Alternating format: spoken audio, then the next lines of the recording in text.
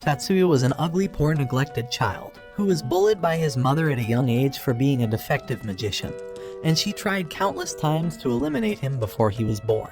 His abuse continued getting deadlier every day, but on his 4th birthday, his mother forced him to undergo an illegal forbidden surgery and unleashed her broken mind-altering ability to fry his brain. However, the procedure failed, but she deleted all of his emotions and desires, and no matter how much he cried or screamed for help, they kept testing him like he was a worthless rat and used him as nothing but his sister's bodyguard. Since that day, however, Tatsuya secretly developed the greatest destructive magic known to mankind and gained the ability to revive others from the dead, but kept hiding it from his family. Even on planes, his mother and sister would ride in first class and eat the best food, while he had to sit alone among strangers and starve all day. When Miyuki saw him waiting with her bags, she was disgusted by the fact that he was blood related to her, but her mother told her to not be bothered by it, because he's nothing more than their servant. Even looking in her direction would make her want to vomit, and she wished for him to die one day. When they got to their villa, their maid Hanami welcomed them inside. But after seeing the nice weather, Miyuki asked her mother to take a walk outside. However, her mother said to bring their servant along. But Miyuki was revolted by the idea of being close to him. As she enjoyed the sun, all she could think about was how worthless that person is, and couldn't even bring herself to call him her brother. After all, he has no magical powers. But as she kept walking, Tatsuya tried pulling her away before bumping into someone. But the big black man intentionally shoved her back anyway. The 3 oppressive soldiers threatened to harm her, but Tatsuya stepped in to protect his sister and told them to get their ugly asses out of his face. However, after hearing his disrespect, the man launched a magical infused strike towards him. But Tatsuya blocks it with ease, shocking Miyuki. As the man got in a fighting stance, Tatsuya told him that he's risking his life, but after the soldier feinted his first shots, Tatsuya evaded his strike and punched him in the stomach, forcing him to his knees. Both of the soldiers' lackeys were shocked, but Tatsuya took his sister's hand and left. As they kept walking, she never imagined her brother would be this powerful, and for the first time, she felt a different kind of emotion towards him. Inside the mansion, Miyuki told Hanami that her brother protected her, but Tatsuya said he was only obeying his orders, shocking Hanami. However, his mother was glad that he knew his worthless place, and after he left, Miyuki began crying, wondering why he had to be her servant. When she was done showering, Hanami told her that her mother was feeling ill because of her deadly disease, so she would have to take her place at the royal party to represent their family. Along with her, she would be taking Tatsuya, and after leaving inside the limo, Hanami couldn't help but feel heartbroken, because while she was just an AI robot, Tatsuya was a real human, so she wished for those 2 siblings to be close one day. When they arrived at the party, her uncle greeted her and went on to introduce her to the rest of the family, while completely ignoring Tatsuya's existence. Her 2 cousins, Ayako and Fumiya, were excited to see her, but wondered if Tatsuya had come with her. As soon as they saw him, they ran to talk with him, but as Miyuki watched them from afar, their father thought they were disrespectful for ignoring the actual heir to the Yotsuba family. However, she noticed her brother smiling for the first time in his life, and felt jealous that he'd never smiled at her like that. But the entire Yotsuba family, the strongest mage clan in Japan, viewed him as nothing more than an instrument, so she knew that she had to treat him the same way, as a worthless peasant, and to never harbor any love for him. But in that moment, she saw him smile once more, and she felt a pain in her heart. A few weeks later, while Hanami was taking photos, she noticed the sad gaze on Tatsuya's face, and asked Miyuki to take a photo with her brother. However, Tatsuya needed permission from his mother, so after she agreed, they both sat down to take a photo together. But rather than remaining gloomy for the photo, Miyuki smiled in the last second. Just then, however, their boat began speeding away, and the captain alerted them that a submarine was stalking them. As the vessel launched missiles towards them, Tatsuya slowed the flow of time, and raised his hand to activate his abilities and neutralize the missiles, breaking them into pieces. His sister wondered how he was able to use magic without a CAD device, and wondered who he really was, because she never knew anything about her own brother. Later that night, the ugly, disgusting commander of the Navy, who had no budget spent on his anime eyes, began investigating why the torpedoes were fired at them. However, none of them knew the reason, and Mia told him to stop wasting their time. Outside of the house, he forced his subordinate to apologize for his disrespect. Tatsuya accepted his apology, and the soldiers walked away. But before the leader left, he invited Tatsuya to come to the base and spar with them, and left to drive away. The following day, Mia had her weapons of mass distraction exposed, and Hanami told her that she was invited to a dance. Because of that, she called on Tatsuya to stand, and told him that he should take the captain's offer to train while she's not home. However, Miyuki wanted to be able to go with her brother, and claimed that she just wanted to assess his combat skills in case they were in danger. Seeing her point, their mother agreed, but commanded Tatsuya to call his sister by her name in public rather than her highness, to avoid the rest from finding out about their treatment of him. After walking for hours in the rain, the two of them arrived to the naval base, and all the soldiers were training together. Eventually, the soldiers began sparring against one another without using magic, and the captain asked him if he wanted to give it a. So the commander assigned Shiba to battle against him, saying that Shiba was the national boxing champion in college. As they took their stances, Shiba told him to take it easy, but as soon as every single one of his kicks with ease. However, one of the soldiers was even more shocked to see how Tatsuya was fighting as if he's experienced deadly combat. Because with each evasion, claiming he wasn't intending on fighting for revenge. The commander still asked Tatsuya if he was comfortable with the battle, and when Tatsuya agreed, Miyuki was worried about her brother, but he told her that he would be alright. After walking to his side, telling her that he needs to be prepared to fight magicians in the real world. As he continued dodging his attacks, Miyuki wondered if he really just used her name for the first time. The soldier admitted defeat like a good sport, and decided to introduce himself once more. He told Tetsuya that he's with the National Air Defense Force, and that his name is Danny Boner, because he has a big black Tatsuya introduces himself back, and Danny hugs him close, telling him that he can give him a call if he's ever bored. 3 days later, Miyuki wondered how her brother could spend all day watching anime like a worthless fucking loser instead of touching some grass. Yes, she's also referring to you losers watching the video right now. So, that one there was a violation, personally I wouldn't. Later that afternoon, Mia's cannons were armed once again. But as they were drinking tea, the emergency alarm began going off, and the National Defense Force announced that their defensive vessel was sunk by the enemy forces. Because of that, everyone needs to evacuate the island, and Tatsuya entered the room to escort them to the island's shelter. However, the phone began going off, and the caller was Maya, Mia's twin sister, who warned Mia to release Tetsuya's powers. Maya went on to say that she would be able to disable his limiter without even lifting a finger, so Mia agreed and hung up the phone. A few minutes later, the army tank began driving them towards the shelter, and when they arrived, Danny was going to be their personal security guard along with his other lackeys, and made them wait inside a room while the shelter was being prepared. Along with them were a few other families, but Hanami realized something was off, as shelters should always be prepared for emergencies. At the same time, Tetsuya tried calming Miyuki down, telling her that he'll always have her back. Hearing her brother say her name made her wonder what he meant by having her back. But just then, when Hanami wondered where they were coming from, he knelt down to analyze the building, and realized there was a magic inhibitor placed on this room to restrain their abilities. Mia told him to investigate what was happening outside, and her eyes glowed as she activated her ability onto him, removing his limiter to unleash his powers. As he rushed outside, he saw the guards firing against one another, and inside the hotel, the armed guards were ready to take them to the shelter, but Mia told them to take the others first while they waited for Tatsuya. Danny began screaming at his comrade to regain his senses, but his friend told him that he's a magician who's treated like a king because of his powers, so he would never understand their struggle. But as soon as they were distracted, Miyuki casted her freezing magic, eliminating one of them. The soldier became outraged by the death of his comrades, and ran towards his sister. As he tried to save her, he placed his arm on her chest and began releasing his ultimate ability, begging for his sister to come back. Inside of her consciousness, Miyuki realized that she was actually going to die, but Tatsuya's voice continued attempting to reach her consciousness. However, she wondered why he would try to save her when all she'd done was neglect him, and wished that she would have at least apologized to him before leaving.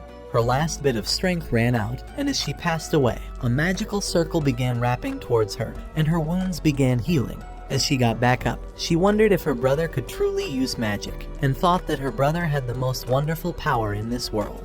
Her eyes opened up to Tatsuya's face, and as he hugged her for the first time in his life, she hugged him back.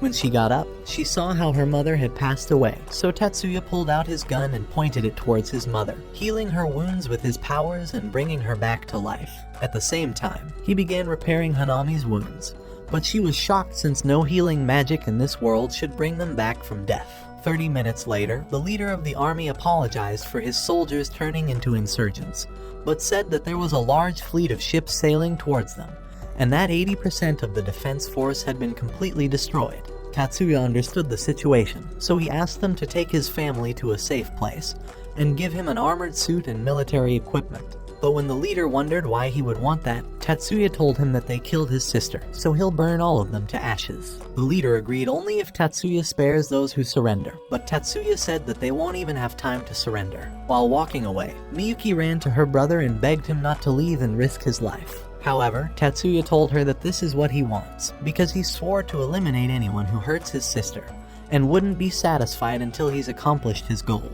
After all, the only thing he can consider dear to him is his little sister. But when she wondered what he meant by those words, he realized that he'd accidentally revealed his secret, but said that it was time for her to finally learn the truth. Before leaving, he told her that in this world, she is the only thing he can ever consider dear to him, and he'll burn the entire planet down if that's what it takes to protect her. After walking away, the army's helicopters took off, and when the enemy fleet arrived on ground, they began rushing towards the island. But as they fired towards Tatsuya, he began firing his weapon to vaporize their bullets and delete them from existence. With his healing abilities, he revived the fallen comrades from their death. But as they watched his actions, Miyuki asked her mother to tell her the truth about her brother, so her mother promised to reveal Tatsuya's secret.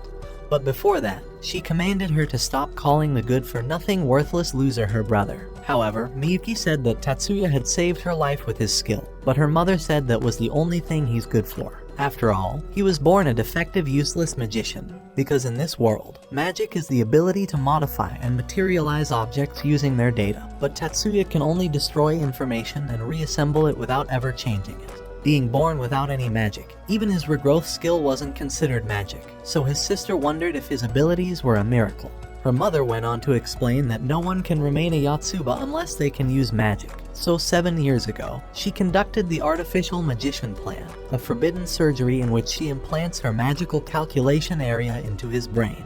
But because of that mind-altering procedure, Tatsuya lost all of his impulses, his intense anger, deep sorrow, hatred, sexual desire, and even blind love. None of those impulses remained, except for a single one, in exchange for his ability to use magic. Even then, his magic was basically worthless, and he underwent horrible training every day to become useful as a guardian.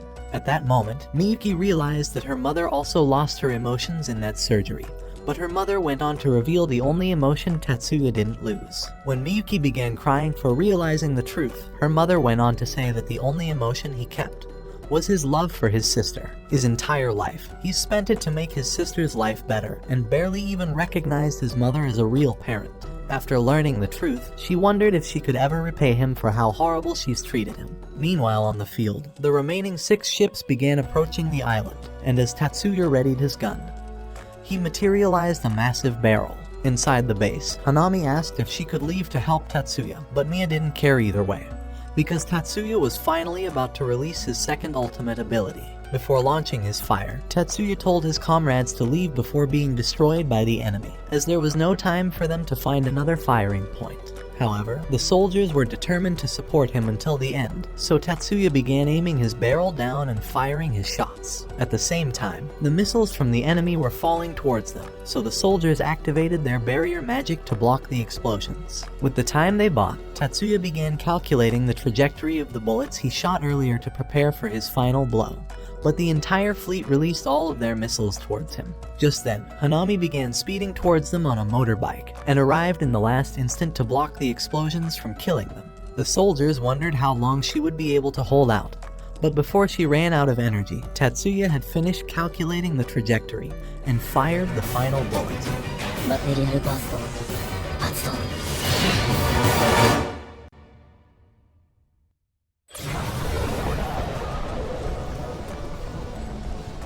After the entire fleet had been wiped out, Hanami fell off her feet, but a tsunami was about to wipe them out from the explosion, so they narrowly managed to escape. When they got away, however, Hanami told him that she had reached the end of her life, and told him that her entire life mission as an AI was to protect his family, so she had finally fulfilled her duty today. As Tatsuya was about to extend her life, she rejected his offer, saying that she's never had freedom to choose anything in her life, but this was the only time she could choose where to die, because now she can finally die as a human rather than a man-made instrument, and begged him to let her have her wish. In that moment, she closed her eyes and never opened them again. 3 years after the Akiwana incident, Tatsuya decided to further his education and enrolled at the Magic First High School. As Tatsuya walked around the school, he came across a first-course upperclassman who introduced herself as Mayumi. She told him that she was the student council president and wondered if he needed any help getting around.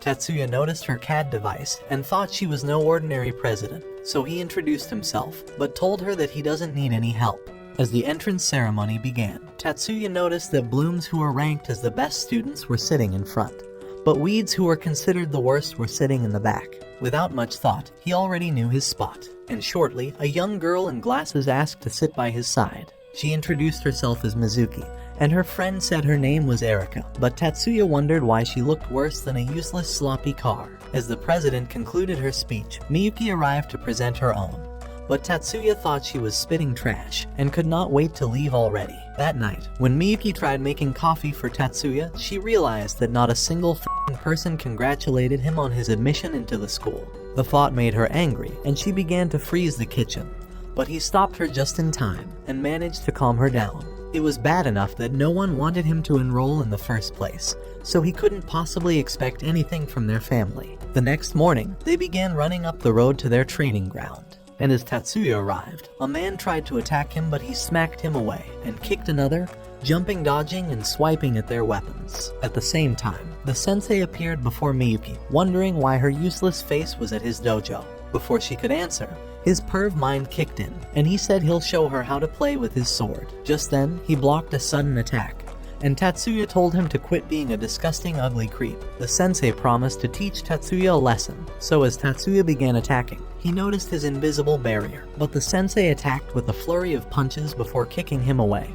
But he landed comfortably, impressing the other fighters with this skill. At once, he began charging at the sensei, and as their sparring was over, Tatsuya lay in exhaustion. Miyuki tried to help him, but noticed that her dress was dirty, so she activated a magic technology that whitened her dress and cleaned him up.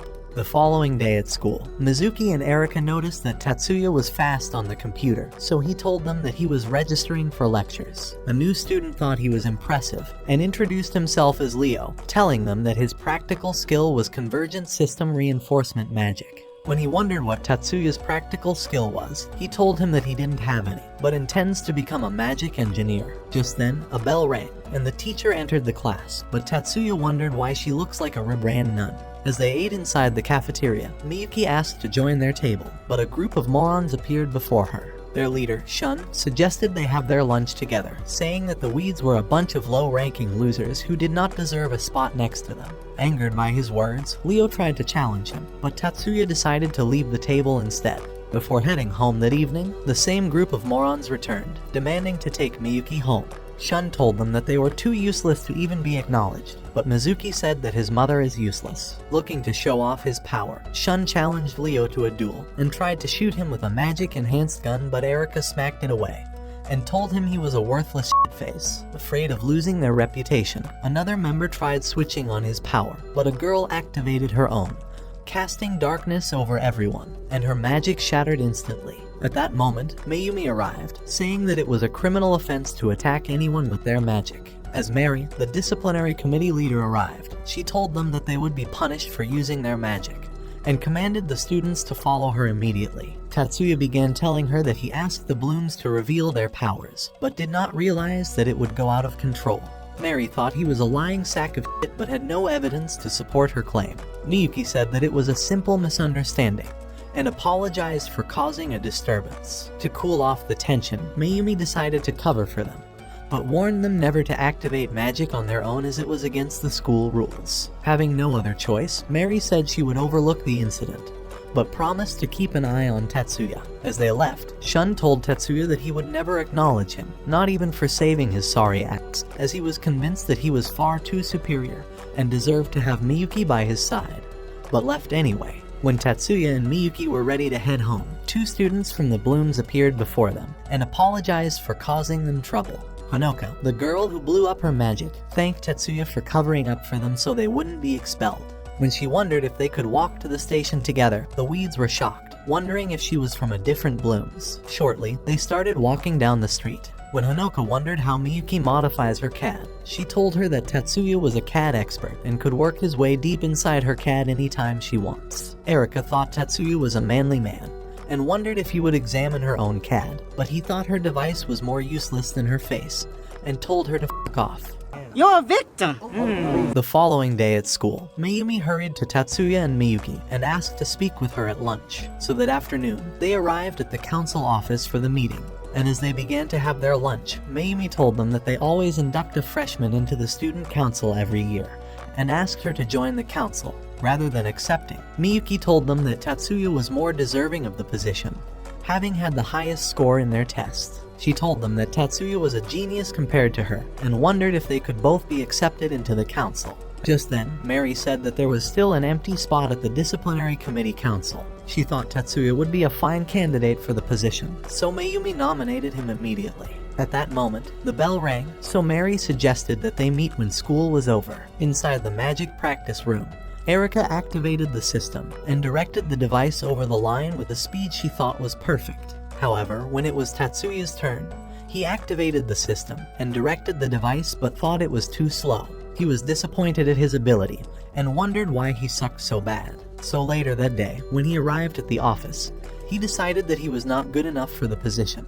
and thought of turning down the offer. At the sight of him, Mayumi's ugly vice president, Jayabu, turned angry and walked past him to welcome Miyuki. Miyuki thought his face looked worse than broccoli, but decided to greet him anyway. Mary told Tetsuya that they must head to the disciplinary committee headquarters immediately so he would learn his full responsibility. However, as she tried to leave, Jayabu began saying that Tetsuya was bad news, and that no weed had ever qualified for a position in the committee. Miyuki told them that Tetsuya was better than the test score, and that he could kick anyone's ass in a fight. When Miyuki tried explaining further, Tetsuya silenced her and challenged Jayabu to a simulated fight, shocking everyone. Certain he would kick his ass, Jayabu accepted his challenge. Later that day, as they prepared for their fight, Jayabu thought he couldn't possibly lose to a useless low-ranking loser who couldn't even pass his practical skills test. On top of that, with his CAD that activates magic twice as fast, Jayabu was certain that he would win.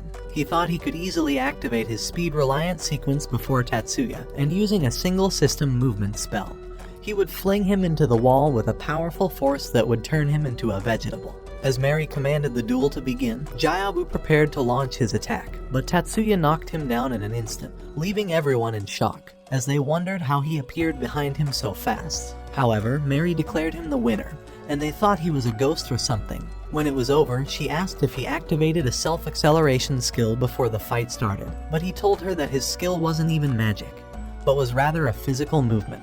Miyuki told them that Tatsuya was training with a ninjutsu master, but Mayumi wondered if he used a spell from ninjutsu. So Tatsuya told her that his skill was a basic level vibration spell that he created with Sion waves. Even so, Mayumi thought Sion waves weren't strong enough to knock someone out, so Tatsuya explained that he had overwhelmed Jayabu with enough Sions that made him feel as if he was having a terrible seasickness. When Mayumi wondered how he managed to release waves so powerful, Suzyun explained that Tatsuya had released 3 Sion waves of different frequencies, and directed them right at Jayabu so they would create a very strong wave together. She thought his abilities were incredible, and wondered how the f*** his practical exam score was low. Tatsuya told her that the school has a terrible grading system, and that most of his abilities were overlooked in the test. Regaining consciousness, Jayabu told them that the practical test was scored only on the speed of activating a spell, and accepting he was a loser, he decided to apologize to Miyuki, saying that he had allowed his emotions to cloud his judgment,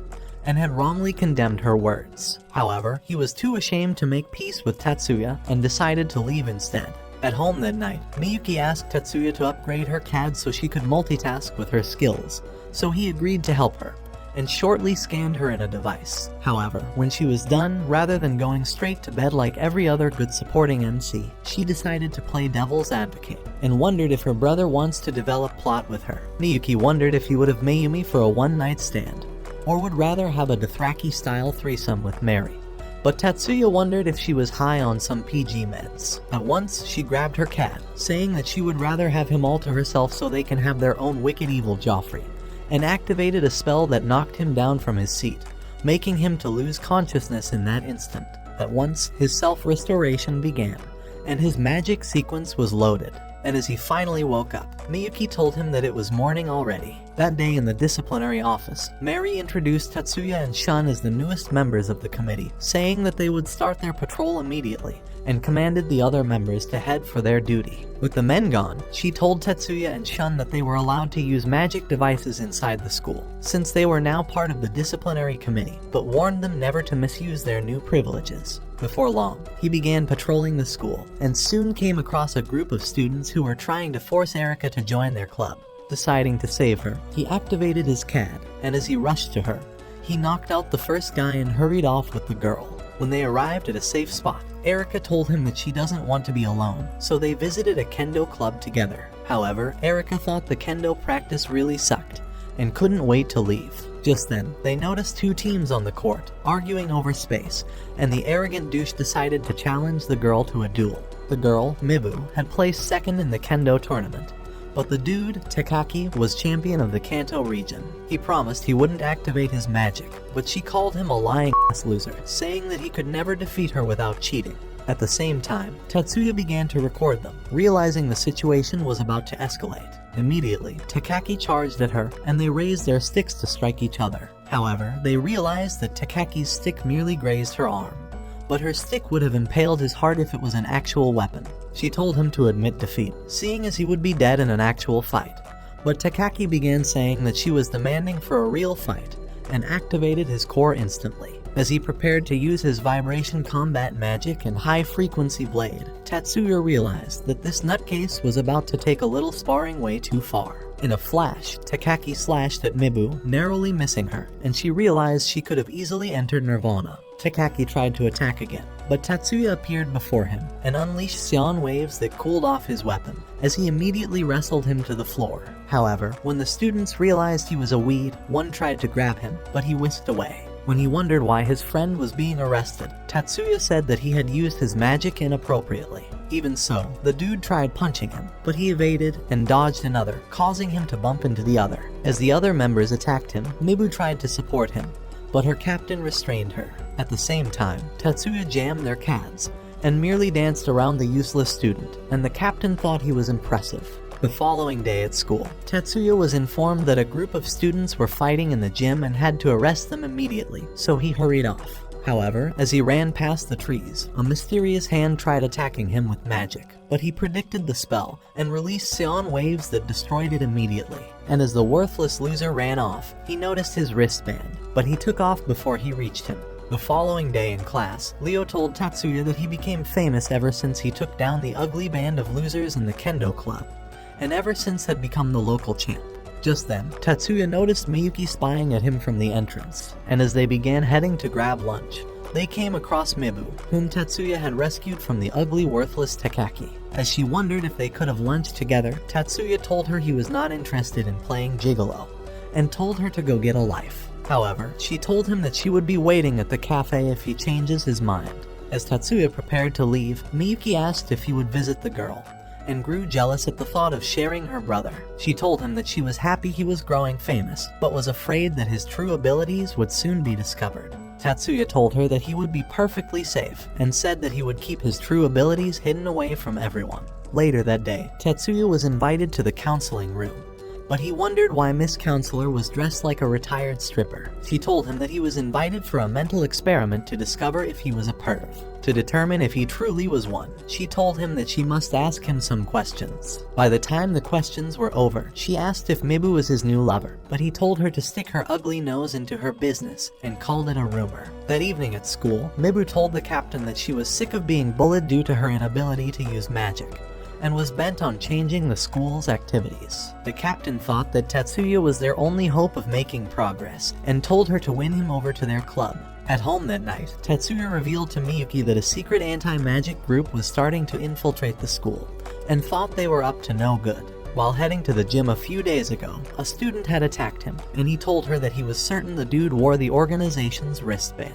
Hearing his words, Miyuki wondered if the anti-magic group intend to destroy the country to even their odds, so Tatsuya told her that it was possible, but thought their family would investigate this secret organization. Miyuki was afraid that they would have to return home once their family got involved, so Tatsuya promised to handle the situation before it got out of hand.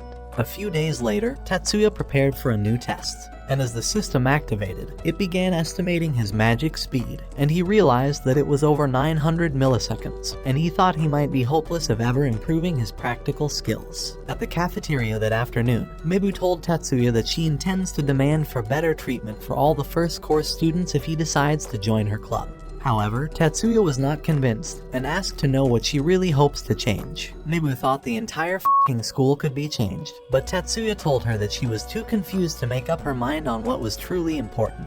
He told her that his only desire was to graduate from the school and abandon everything else. Realizing they had different intentions, Tatsuya told her that he wouldn't be joining their club, and decided to leave. That afternoon, Mibu's secret group began announcing on the Pihei system that they intend to fight for equality in the school. They demanded to negotiate with the student council and threatened to destroy the school if their demands were not met. When Tatsuya and Miyuki arrived, Mary told them that they had cut off power, but could not make their way into the room as the door had been barricaded. At once, Tatsuya called Mibu and began telling her that the committee was willing to negotiate with them, promising they would not be arrested. Before long, they restrained the students, and Mibu wondered why Tatsuya had tricked her. Just then, Mayumi arrived and commanded that they release the students. She said that Mibu could not decide the terms of their negotiation on her own, but that she needed the support of the others. After all, they were all considered students of the school.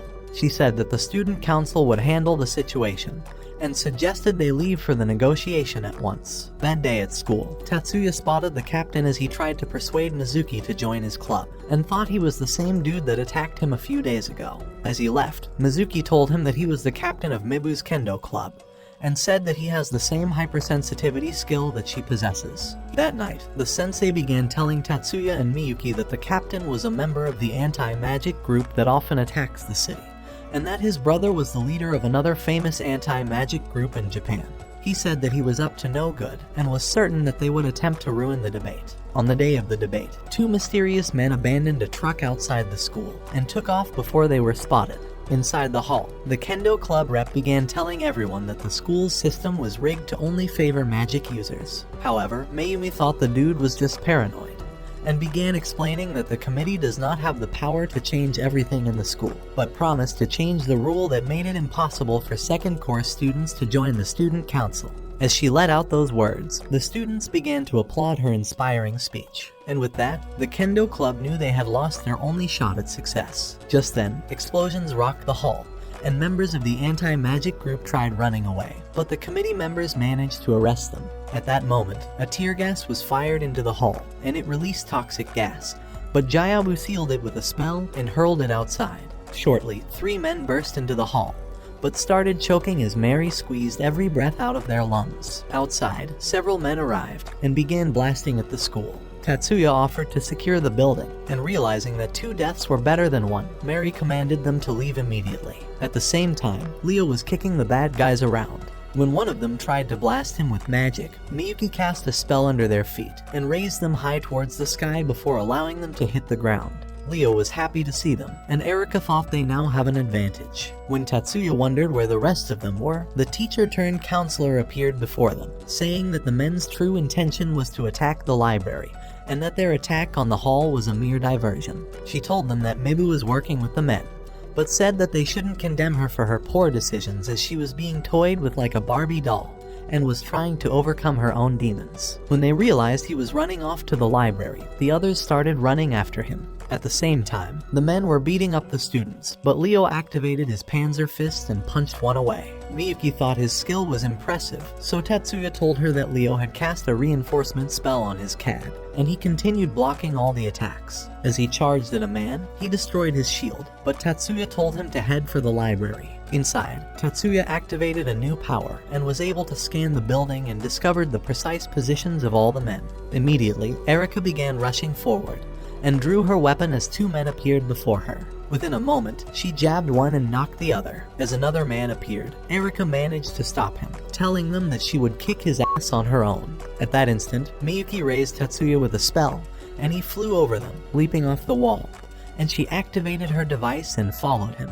Inside a private room, Mibu wondered if she was doing the right thing, seeing as the mysterious men were trying to steal all the school's magic data. However, before they could copy the data, the door fell open, and Tetsuya shot a signal that destroyed their devices. When one of them tried to shoot, Miyuki froze his hand instantly, and he realized he wouldn't be unwrapping any gifts for Christmas. Tetsuya began telling Mibu that there could never be equality in the world, and that she had merely allowed herself to be tricked into making bad decisions. However, she thought her intentions were right, and wondered why Tetsuya was not angry at the world. Miyuki told her that Tetsuya was a dozen times smarter than her, and that he always earned his respect rather than demanding it.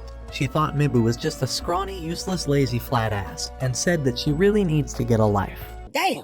She told her that Tetsuya had noticed her ugly face, and had even thought of making her his second wife, but realized that she was far too useless. She told her that she had always looked down on herself, but was too afraid to take responsibility. With Mibu still in shock from the realization, one of the men screamed at her to activate her ring, so she unleashed a cast jamming to destroy Miyuki's magic. But Tetsuya knocked down the men without breaking a sweat, and spotted Mibu running away. Miyuki tried to end her, but Tetsuya told her to allow her leave, saying that Erika was waiting to kick her ass. At that moment, Mibu came across Erika, and the redhead introduced herself. She told her that she had watched her at the kendo tournament, and was sad to see her become a loser and a painful embarrassment to her family. Desperate to escape, Mibu grabbed a weapon, but Erika promised to school her ass anyway, and threw down a sword if she wishes to change weapons, before drawing her own weapon. As she charged at her, Mibu thought she was fast, and managed to block her attacks as Erika flashed across her. Mibu realized that she had activated a self-acceleration ability. As Erika ran to her, she activated the cast jamming, and began attacking her with relentless attacks. But Erika fought back, breaking her weapon in half. Eager for more action, Erika told her to take up another weapon, saying that she wants to kick her ass fair and square. So Mibu threw away the ring, and picked up the sword, accepting the challenge. She said that she noticed her technique was the same as Mary's, and was certain she could defeat her now, but Erika told her that she couldn't beat her even in her own dreams. In a flash, Erika knocked her down, and she realized that her bones were fractured. She told her that Mary was actually a pupil in their training school, and that regardless of her position in the disciplinary committee, she was still her senior in training. Immediately, she caught Mibu as she passed out. Later that day, a member of the committee appeared before the captain, wondering where he had been hiding. So the captain tried escaping, but another student appeared before him. As he cast a jamming signal, the dude knocked the air right out of his fucking lungs. That evening in the infirmary, Mibu began explaining everything that happened with the captain, and said that he had tricked her into joining the anti-magic group after realizing that she was a hopeless, lonely loser. Mary told her that she wasn't a loser, but was unlucky to become his victim. As Mibu grew sad, Tetsuya told her to be proud of her achievements, and said that she has grown stronger all on her own, even without getting acknowledged by anyone. Touched by his kind words, she began to cry like a kid who lost her candy. When that rap was over, Tetsuya told them that he intends to annihilate every member of the anti-magic group. As Miyuki asked to come along, Erika and Leo offered to be their backup. Just then, he opened the door, revealing Miss Counselor, who had been eavesdropping on their conversation. Before long, they discovered the secret group hideout, and Kasuto offered to come along. After all, he was a member of the 10 Master Clans, and thought he was ready to face off against any threat. Within a few hours, they began heading towards the hideout, and Tetsuya told them that they must capture the leader of the group. As they arrived, Leo cast a panzer spell to protect the vehicle as they crashed through the gate. Inside the hideout, Tetsuya scanned the building and discovered that several men were waiting ahead, but he was ready for them. As they entered a storage room, the sunlight flashed on Tetsuya's eyes, and they discovered an ugly-ass dude standing before them. He introduced himself as Hajime, and said that he was the leader of the anti-magic group. Immediately, Tetsuya pointed his weapon at him and commanded them to surrender, but the dude thought he was a clown and laughed at his disgusting face. In hopes of expanding his army, he asked Tetsuya to join his squad. However, Tetsuya wasn't buying his crap, and told him that he already knew that he tried manipulating Mibu into persuading him to join their group, but said that he was no simp. Realizing he had a better chance convincing a robot, Hajime decided to try his backup plan and threw his glasses towards the roof. Using the distraction, he activated a mind control spell, but Tatsuya knew exactly what he intended to do, and wondered if he had controlled Mibu's mind the same way. The dude was in shock, and wondered how Tatsuya resisted his spell. Tatsuya told him that he noticed how he activated his CAD, and already knew that the glasses was merely a distraction. He had seen through his spell before he activated it, and thought it was a cheap trick that failed before it even began. Realizing he had run out of tricks, Hajime commanded his men to shoot them, but their guns shattered instantly. And at the sight of this, the dude thought he was screwed, and began running off, but Tatsuya followed him. However, one loser thought he could play hero, and charged at him with a knife, but Miyuki froze him on the spot, turning him into a pillar of ice. As Tatsuya left, Miyuki grew angry, and as she activated her device, she cast an ice spell that began to freeze them up, turning them all to blocks of ice. At the same time, Kasudo shielded all the gunfires, and his backup charged at the men, slashing their gun, and kicking them around like an angry, revengeful ex. In the meantime, Tatsuya scanned the building and discovered another set of men. At once, he fired at them, and their guns shattered instantly. To utilize the opportunity, all the men activated their jamming signal. Even so, Tatsuya began to fire at them, and Hajime wondered how the he could still use his weapon. Just then, a light blade slashed the door, and Kasudo's backup realized that Tatsuya had taken out the men on his own. When Tatsuya told him that Hajime was the leader of the anti-magic group, he grew angry, realizing the dude had nearly ruined the life of his crush, Mibu, so he sliced off his member. With Hajime screaming in pain, Kasudo activated a spell to put him to sleep.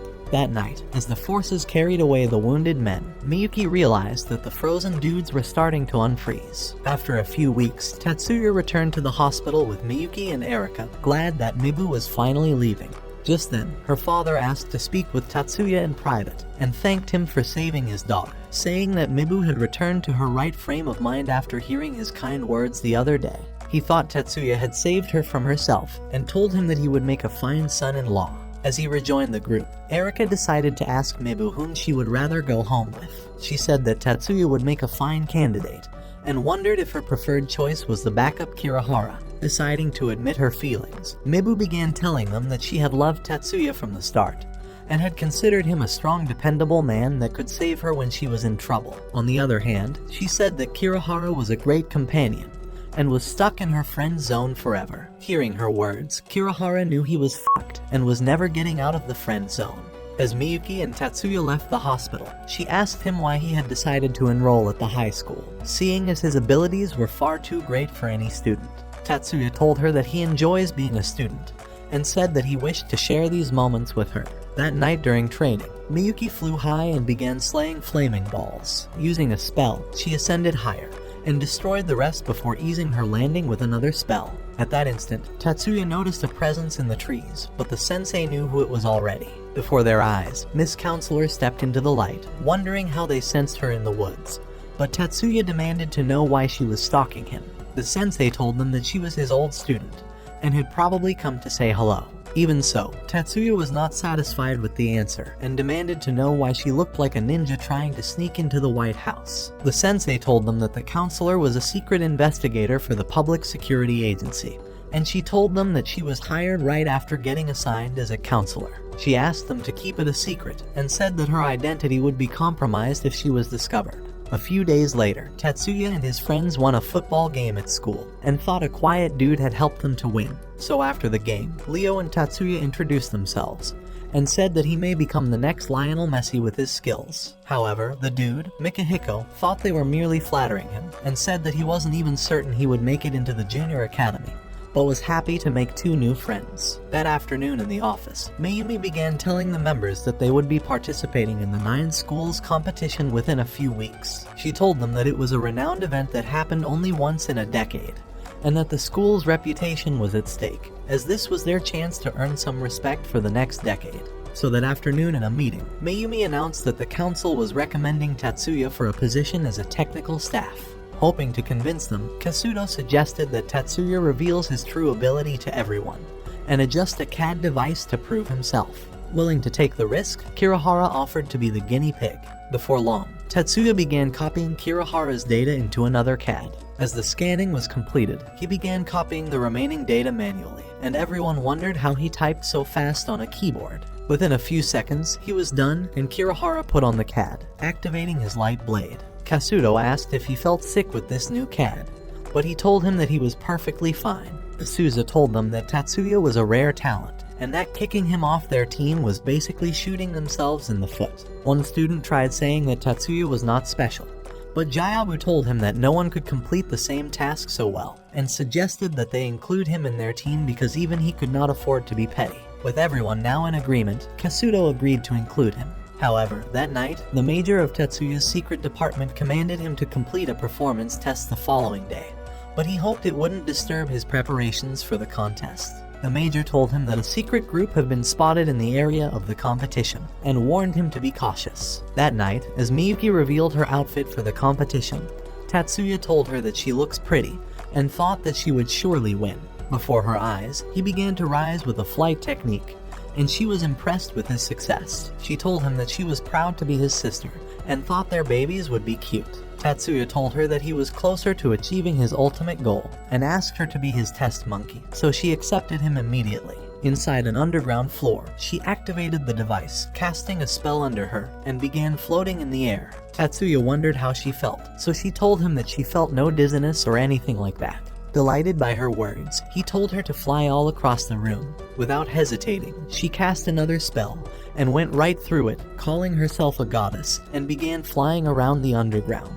After a few days, Tatsuya and Miyuki visited a development center, and Tatsuya revealed the flight device to a renowned researcher, Ashiyama. He told him that he had programmed gravity control into the device, and wondered if they could make duplicates of it. Before long, they decided to experiment with a dude, and as he activated the spell, he began ascending towards the roof. They discovered that his CAD was stable, and that he could move on his own without feeling sick. Realizing it was safe, the other dudes began to activate the flying spell, and Ashiyama thought Tatsuya was a true genius. When they were done, Tatsuya and Miyuki began to leave the facility, but came across their father and the family butler. When Miyuki wondered why the butler wasn't acknowledging Tatsuya's presence, he said that Tatsuya was an ordinary bodyguard that was worse than a cockroach. Miyuki thought he was rude, and tried saying that her brother deserves to be respected. But the butler told her that everyone desires to see her become the next leader of the Yotsuba family, and that Tatsuya was totally irrelevant as he had no position in the family.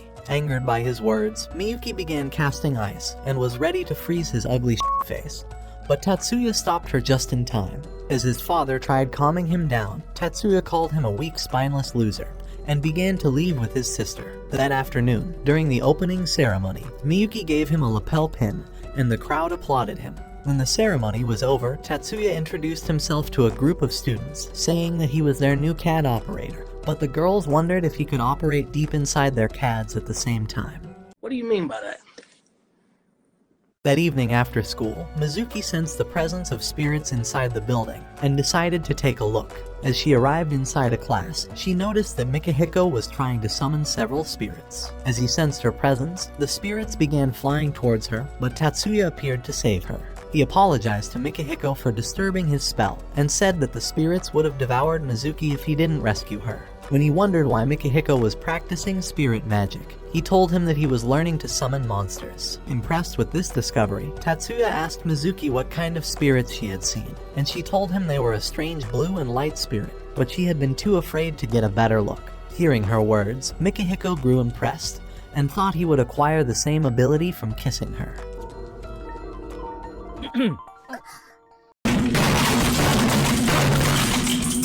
Tatsuya told them to get a room, but Mizuki apologized for getting carried away. Mikihiko told her that he has always wished to have crystal eyes like her own, and had lost himself in her beauty. Tatsuya thought his pickup lines sucked. The following day, as the students were ready to leave for the contest, Mayumi arrived late to the bus and apologized to Tatsuya, but he could care less and told her to get her flat ass inside.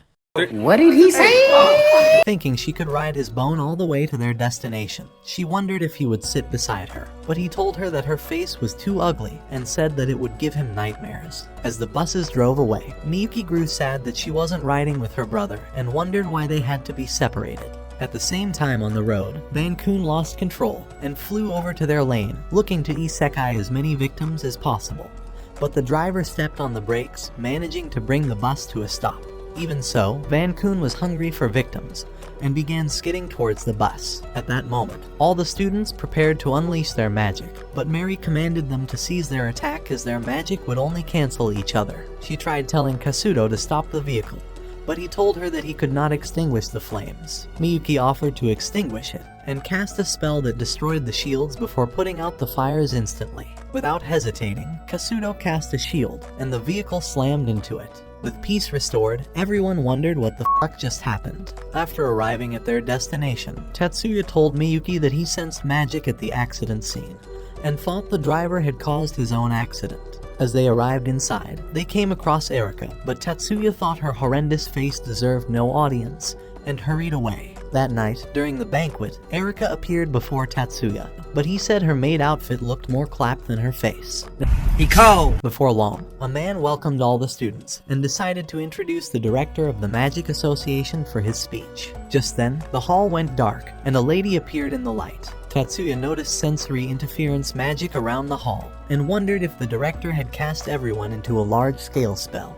But the lady soon left, and a man without eyeballs appeared before them. He told them that the lady was a test, and that only 5 people managed to realize it. He said that the rest of them were worthless failures, and that they would all be dead if he had tried to annihilate them all. That night outside the hotel, Mikihiko tried practicing his summoning magic, but sensed the presence of mysterious men, and thought they were burglars. As he cast the spirits towards them, they were repelled by another magic, and he realized they were not ordinary burglars. He tried hurrying to the spot, but thought he was too weak, having lost most of his powers in an incident a few years ago. As he thought of reporting to the security, he remembered that Tatsuya had taken down some upperclassmen without any magic. This thought inspired him, and he was certain that he could do the same, so he began chasing them. After spotting the men, he cast light spells, and their guns shattered before they could use them. Just then, powerful lightning electrocuted them like worthless piece of trash. As he appeared before them, he thought someone must have destroyed their guns, and wondered who it was. At that moment, Tatsuya appeared before his eyes, and he was happy to see a familiar face. At the hotel, when Tatsuya first discovered the presence of the 3 men, he had realized that Mikihiko would not reach them in time, so he hurried off to support him. And as he noticed that Mikihiko's spell was taking too long to activate, he decided to destroy the men's weapons, finally causing them to be electrocuted, before revealing himself to Mikihiko. As soon as he left, the Major appeared and began telling him that Mikihiko was just like him, as Tatsuya had a similar struggle accepting himself. However, Tatsuya told him that he was no babysitter, and said that Mikihiko could deal with his shit on his own. The following day, as the competition was finally ready to begin, Tatsuya noticed that Mary was confident about winning, but Erika thought she was merely showing off. At the sound of a gun, the girls took off, and one girl caused a wave to disturb the water, but Mary was unfazed, and as she activated a spell, she surfed even faster. Tatsuya told the girls that she had cast a reinforcement magic and a multicast movement at the same time, and with this magic, she was able to fix herself to the board so she wouldn't fall off. At the same time, she was casting movement magic that helped her to keep her balance. Just then, Mary jumped to the lower pool, splashing water on the others, and Tatsuya said that her strategy had helped her to win the race. That afternoon, as Tatsuya arrived at a private meeting, the Major told him that the mysterious men were members of the No-Head Dragon, which were a secret group of criminals that intend to start a war. The Major told him that their intention was to destroy the competition, but hopes that they're discovered soon. The following day, Tatsuya arrived at the arena for the quarterfinals of the competition, and saw Mayumi take the stage with her competitor. As the light signaled green, they began firing at objects, but Mayumi was 3 times as fast and didn't even miss a target until she scored a perfect 100 and won the round. The next day, Mayumi asked Tatsuya if he could stretch her out, and bent over to show him how flexible she was. We must stay focused, brothers. We must stay focused. When she was done, she wondered why he wasn't simping over her like every other moron. So he told her that he has a lot of shit to deal with and several CADs to operate. As another contest began, Mayumi hit all her targets until her opponents surrendered. At the same time, Chiyoda prepared for her own contest, and as the alarm went off, she activated a spell and cast her magic at her rival's eyes, managing to destroy a pillar with her vibration-type magic. Her opponent activated a defensive magic to protect her ice, but Chiyoda's magic was stronger, and it weakened and continued destroying her pillars. Desperate to even the score, the girl went on the offense and managed to take down her ice, but Chiyoda released more magic and successfully demolished all her pillars at once. However, later that day, Suzyun told them that they have only a slight chance of winning the competition. One student told them that the only way to secure their first position was to win 4 of their 6 final contests. That evening at the hotel, Miyuki and the others visited Tatsuya, hoping to keep him company. As Erika noticed his newest invention, she wondered if he would allow her to try it out, but he told her she was too ugly for it, and threw the box to Leo, telling him to activate it. So that night, Leo decided to try the weapon, and activated a spell that caused it to divide and ascend into the air, before rejoining once again. Leo thought the blade was impressive, and was happy that it only needed reinforcement magic to extend itself. Tatsuya told him that the power of the blade was to increase in length, but said that it has an invisible metal that keeps it attached. To put the blade to test, Tatsuya summoned broomsticks from the ground, and Leo was prepared to slay them all. As he charged forward, he began knocking the brooms around and eventually broke them to pieces. The following day, as another contest began, Mary took off on the water, but noticed that her closest rival was closing up. As she tried surfing around the corner, she realized that her rival had lost control, and before she knew it, the girl slipped from her board and began flying towards her. When Mary tried to evade her, her board dipped into the water and she crashed into her, knocking them both out of the water. Realizing she may be wounded, Tatsuya offered to see her immediately. That evening, when Mary woke up at the hospital, Mayumi told her that she had broken her ribs from the fall, and that they were being held in place by magic. As memories of the race returned to her mind, Mary told Mayumi that her board had dipped right before her accident. Mayumi thought it was unusual, and told her that someone had attacked the water with magic. Inside the hotel, Tatsuya told the others that an outsider had definitely attacked Mary with magic,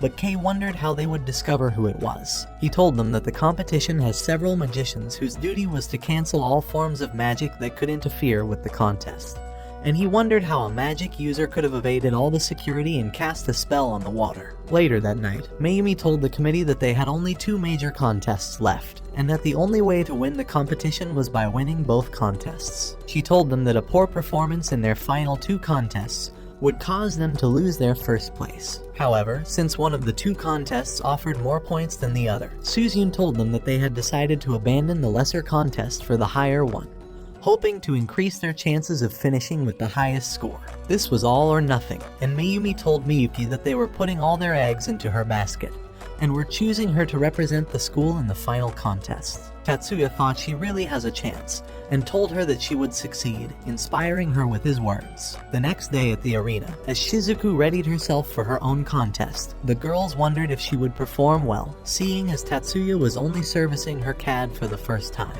As the contest began, Shizuku started firing at her targets, barely missing any, and eventually scoring a perfect 100.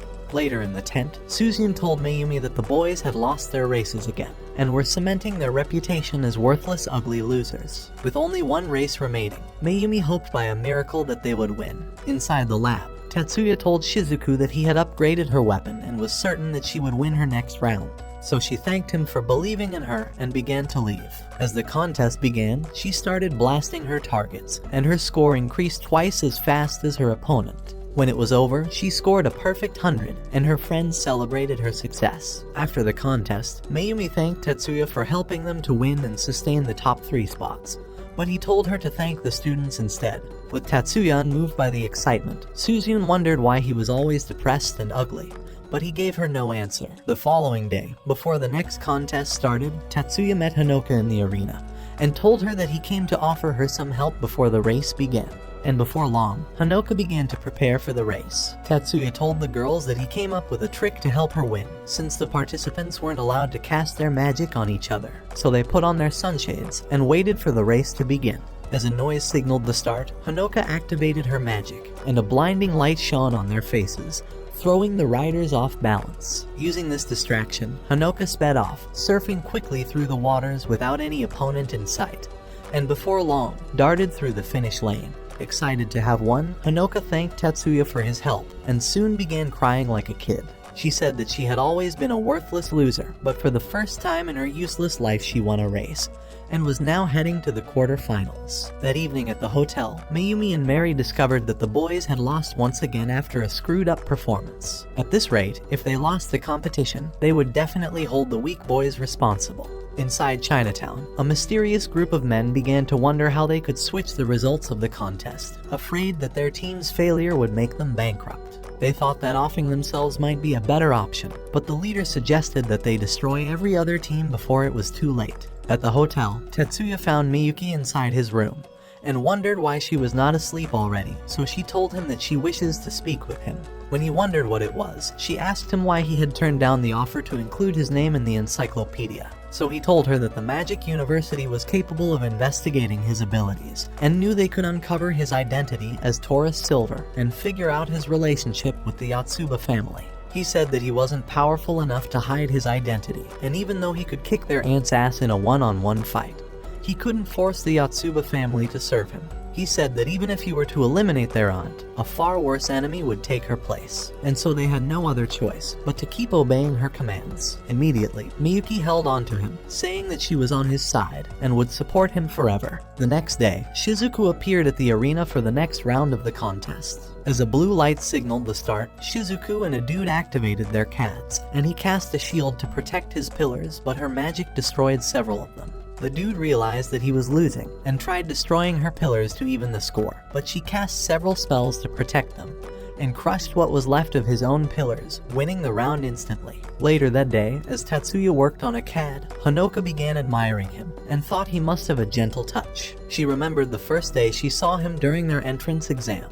and realized that she had first seen Miyuki activate her magic and direct the object with impressive speed. She had thought Miyuki was a special talent, and wondered if she could ever become so powerful. When it was Tatsuya's turn, she had watched him direct the object with lesser speed, but thought his magic was beautiful, and wondered how he made it look effortless. At that moment, Mayumi and the committee arrived, and Mayumi said that they came to offer Miyuki their support, but she kindly told them to shove it.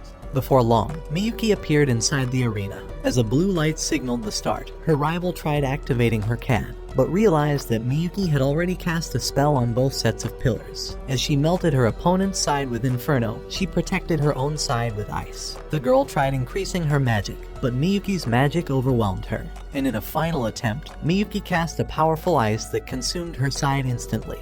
And Tatsuya was proud of his sister. That night, as the students celebrated their success, the girls began to wonder how Tatsuya increased Miyuki's CAD and upgraded her skills for the contest. They thought he was awesome and hoped he would service them just as well. One girl grew jealous and wondered why Tatsuya was not allowed to service her until she climaxed, as she thought her own engineer was not manly enough. Hearing her words, Shun got angry, realizing his ugly ass may soon be replaced, and decided to leave the hall. As he walked down the passage, he told his friends that they must win their next contest even if they had to cheat, thinking it was the only way they could prove they were better than Tatsuya. As another contest began, Erika noticed that the participants were all wearing sunshades, afraid that Hanoka would try casting another blinding spell. At the sound of a gun, the girls took off immediately, sliding down the waterway. But a rival slowed down at a bend, allowing Hanoka to take the lead. As they arrived at another bend, the girl slowed down again, but Hanoka increased her speed. At that moment, Mikihiko realized that the other surfers were wearing dark goggles, and that each time they arrived at a bend, they slowed down so they wouldn't smack into a wall. On the other hand, Hanoka was wearing normal goggles, and was traveling with enough speed to sustain her first position. This was Tatsuya's strategy, and as she flew over the finish lane, she knew he was definitely a genius. After the contest, Mayumi thanked the girls for their performance, saying that they had dominated the Pillars Break contest, and had all made it to the final. However, Shizuku told her that she was willing to fight for the top spot, even if it meant challenging her own teammate. Determined to prove herself, Miyuki agreed to compete with her, so the following day, they took their stands on opposite sides of the arena. As a light signaled the start, Miyuki unleashed her Inferno, but Shizuku shielded her pillars. However, when she realized that the Inferno was melting them anyway, she decided to use a different CAD, and blasted Miyuki's pillar with a Fawn-on Mazer. Even so, Miyuki thought she was too ugly and weak, and cast a powerful freezing spell that spread across the pillars and began melting them. To end the contest, Miyuki unleashed her full Inferno, destroying all the pillars at once. The next day, as Tatsuya arrived at the team's tent, Miyuki told him that their teammates were wounded in an accident. However, Shizuku thought it was no accident, but a deliberate attack to render their team useless. As Mayumi arrived, she told him that the team were attacked with battering ram right before their round, and were buried under the rubble. Convinced that the officials were at fault, Tatsuya wondered if the contest would be postponed until their men were recovered. However, Mayumi hoped there would be a solution, and asked to speak with him privately. Inside the private room, Tatsuya revealed that he had captured 3 burglars who intended to break into the hotel on their very first night, and had discovered that they were Hong Kong-based criminals who were trying to decide a winner for the contest. At the same time in town, the mysterious men were at a meeting again, wondering if their plans were working out perfectly. With the leader unwilling to take any risks, he suggested that they get rid of the entire team.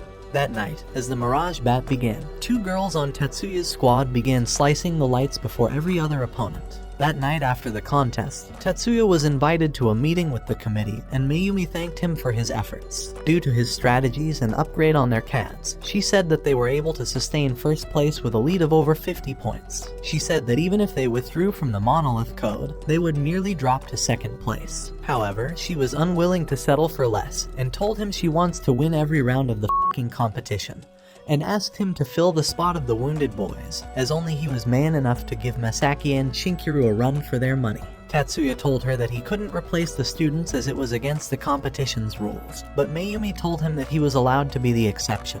She said that he was their best substitute, and Mary was confident that he could kick anyone's ass. Determined to stay out of it anyway, Tatsuya tried saying that he was a weak, ugly loser that was too useless to even beat a chicken, and that they were better off choosing a first-course student.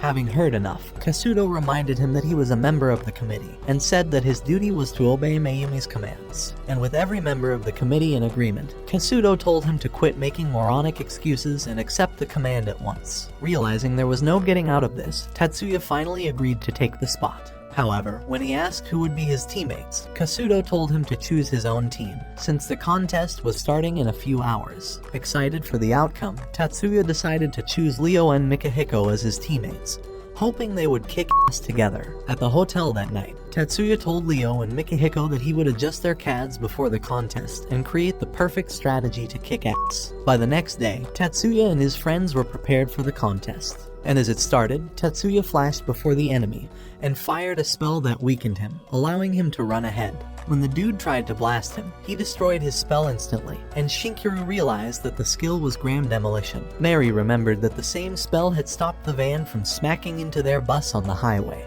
and wondered if Tatsuya had saved them after all. On the other hand, Tatsuya successfully opened the enemy's monolith, but hurried out of sight immediately. At the same time, an enemy arrived at Leo's monolith. As he tried to shoot it, Leo swung his blade at him, knocking him aside, and nailed him into the ground. Inside the forest, Mikihiko cast a sound waves on another dude, making him to lose his way. And as Tatsuya ran through the trees, he activated a spell, and jumped onto a tree before flying onto another. When the last dude arrived at the spot, Tatsuya fired a Resonantis spell to weaken him, winning the contest for his team, and Masaki thought his skill was impressive. As the next contest began, Mikihiko activated an infiltration spell, and managed to discover the opponent's monolith, so Tatsuya hurried away, and fired at the monolith below before narrowly escaping the enemy's attacks. As Leo came across an opponent, he managed to shield his monolith with a spell, and knocked the dude with his blade. And as the alarm went off, Tatsuya realized they had won another round. As another contest began, large rocks launched at Masaki, but he caught them in his spell, and destroyed them instantly. Desperate to keep him away, the other team began launching rocks, but his interference armor dispelled them all. As they realized they were hopeless, an opponent tried hurrying to his monolith, but Masaki blasted him with a spell. One of them tried summoning large rocks, but Masaki caused them to explode at that instant. However, the dude wouldn't quit, and activated a new spell, combining them into a barrage of attacks to seal him up forever. But he pulverized everything, and blew them up. With the contest over, Tatsuya realized that Masaki and Shinkiru were inviting them to a face-to-face challenge in the finals, and realized it was their best chance of winning. Mikihiko wondered if they really stood a chance with them, but Tatsuya told him that they were better off worrying about their next opponents. As the contest began in the mountains, Tatsuya pulled an enemy into the water and ran into their territory. From a tree, he fired at their monolith, and Mikihiko entered the code into his CAD, winning the contest immediately. That evening, Tatsuya met the spy counselor and asked her to uncover the hideout of the No-Head Dragon Gang which tried to attack their hotel the other night. However, she was shocked by his discovery and wondered how he found out the secret name. He told her that it was none of her f***ing business and said that he intends to annihilate them before they attacked his team again. So as she continued staring at him like a hopeless, useless lover, he told her to get her ugly ass face from his sight. At the same time, Masaki and Shinkiru were pleased after discovering that the final would be in an open field. Masaki wondered if Tatsuya would fight them face to face like they hoped, so Shinkiru told him that he had no other choice. Inside the tent, Tatsuya gave Mikihiko and Leo magic robes, saying that they possess protective circles and would help them in casting magic. He said that it would protect them from Shinkiru's invisible bullets and said that they were perfectly legal. The next day, while preparing for the contest, Tatsuya began to wonder if his team could really pull off a win, and if he stood a chance facing off with Masaki and Shinkiru at the same time. Just then, Miyuki appeared before him and told him that she believes he would never lose to anyone. As she hurried off, Tatsuya knew that he couldn't afford to disappoint her. In the stands, Mizuki began noticing several spirits swarming around Mikihiko and thought his powers were starting to restore. With everyone looking on from the stands, an alarm signaled the start of the contest, and at once Masaki fired a spell, but Tatsuya destroyed it instantly. As he began firing more spells and walking closer, Tatsuya destroyed them all without hesitating. However, his shots repelled on Masaki's interference armor, but they continued walking closer to each other, firing relentlessly like they had limitless ammo. Deciding to go on with their plans anyway, he told the backup to secure the monolith and took off. As Tatsuya saw him run across the field, he started running towards Masaki. With his attacks unrelenting, Tatsuya managed to blast them all, narrowly dodging invisible bullets, and spotted a hole in the ground. Realizing it was a close call, he decided to activate his mystical eye, and as he began sensing Masaki's spells around him, he shot them without holding back. At the same time, Shinkiru was hurrying to Tatsuya's monolith, but Leo appeared before him. As Shinkiru tried casting a spell, he drew his robe and planted it before him as a shield, immediately swinging his blade, but he evaded it. Realizing his invisible bullet wouldn't penetrate the shield, Shinkiru flew through his spell to protect himself from a blast. And as he tried casting a new spell, Mikihiko multiplied before his eyes using Genjutsu. When Leo tried finishing him off, a blast exploded in his face, and Shinkiru realized that Masaki had attacked him with an invisible bullet. To use this advantage, he immediately cast a spell and glued Mikihiko to the ground. Just then, Tatsuya began charging towards him, but as Masaki cast several spells around him, he realized that he had increased his attack beyond the competition's rules and thought Tatsuya would not survive it. With a spin, Tatsuya began shooting them one after another, and as he reloaded his weapon midair, he continued firing and rolling over the field, but invisible bullets blasted the ground around him, leaving the students in shock. As Tatsuya stumbled down the ground, Masaki knew he would surely be disqualified. At that instant, he landed beside Masaki, and with the dude still in shock, he snapped his fingers, creating a powerful noise that echoed across the arena. As the noise vanished, Masaki passed out instantly, having ruptured both his eardrums. However, Tatsuya was also wounded, and decided to rest until he was recovered. In the open field, Shinkiru was shocked to discover that Masaki had been defeated, and as his backup warned him of a nearby attack, he managed to evade a lightning strike. With Mikihiko pleased to see Masaki taken out, he decided to endure his own pain, determined to defeat Shinkiru. At once, he unleashed his clones with Genjutsu and activated a powerful spell, causing large rocks to emerge from the ground. Shinkiru tried to escape, but a weed caught his foot, and as he managed to free himself, lightning struck him from the top, sending him crashing to the ground.